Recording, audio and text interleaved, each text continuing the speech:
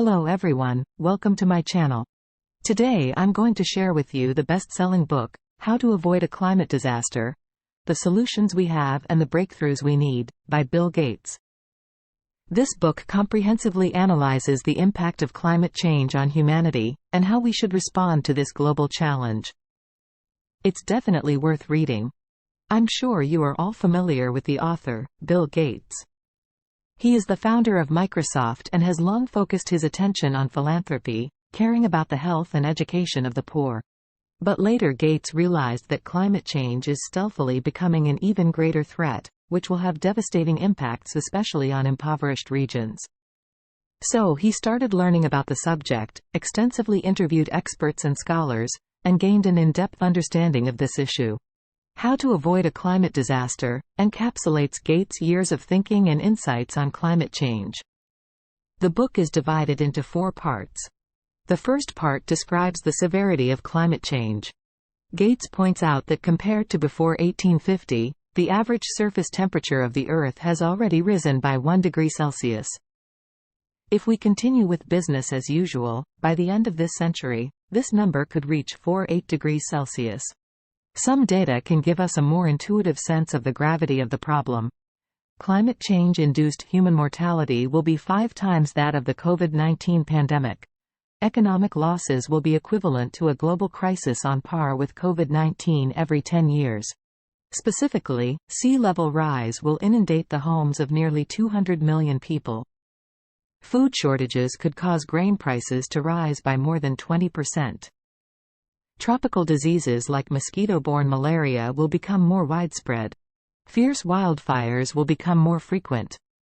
At the same time, the risk of humans dying from myocardial infarction will also increase significantly. Greenhouse gas emissions are at the root of this problem. Currently, 51 billion tons of greenhouse gases are emitted into the atmosphere globally every year, and this figure continues to grow. Greenhouse gases cause the Earth's surface temperature to rise, triggering various climate anomalies and environmental disasters. Most importantly, climate change has a particularly severe impact on impoverished regions. They suffer the greatest damage but have almost no coping capabilities. No single country can do good alone. This will become a disaster for the entire human race. The second part analyzes the difficulties in achieving zero carbon emissions. Due to different interest appeals, it is difficult for countries to reach a consensus on climate issues. We currently highly rely on fossil fuels, but lack the motivation to replace them. Most policies and regulations are outdated and did not consider climate factors when formulated. The third part proposes countermeasures. First, we must build a consensus and make reducing annual emissions to zero the ultimate goal. Secondly, propose the concept of green premium as an evaluation standard and guidance. The so-called green premium refers to the price difference between eco-friendly technologies and existing technologies. For example, if the price of photovoltaic power generation is $1 per kilowatt-hour, and the cost of thermal power generation is $0.5 per kilowatt-hour, then the green premium for photovoltaic power generation is $0.5 per kilowatt-hour. The green premium can help us weigh costs and guide research and development investment directions. As long as the green premium can be reduced, any technology has the prospect of promotion. Once the green premium drops to zero, we will have the motivation to use such clean technologies on a large scale. Finally, we need to start from 3 aspects: economy, technology and policy to clear the obstacles to achieving zero carbon. We must invest heavily in R&D and innovate various technologies to reduce the green premium. At the same time, formulate supporting policies to encourage businesses and consumers to choose zero carbon solutions.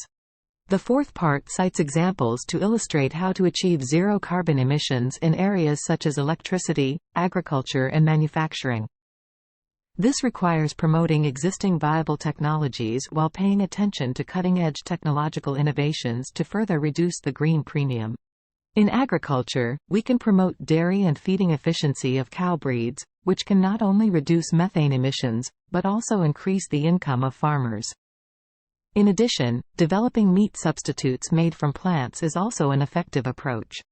In steel production, we need to develop new technologies to capture carbon dioxide without increasing costs. At the same time, expand the use of direct air capture technologies to actively filter greenhouse gases from the atmosphere. In addition, individuals should also take action, such as choosing public transportation as much as possible, saving electricity and water, and choosing green and eco-friendly diets and supplies. Although each person's power is limited, many a little makes a mickle. Together we can make a huge impact. Although the difficulty is great, as long as we persist in our goals and take action, humanity has every hope of avoiding climate catastrophe and protecting our shared home. In summary, this is a very rigorous and comprehensive book analyzing the climate change problem. It not only enhances our understanding of this major challenge, but also provides actionable solutions. If you are interested in climate change and environmental issues, How to Avoid a Climate Disaster is definitely worth reading. Thank you for watching. See you next time.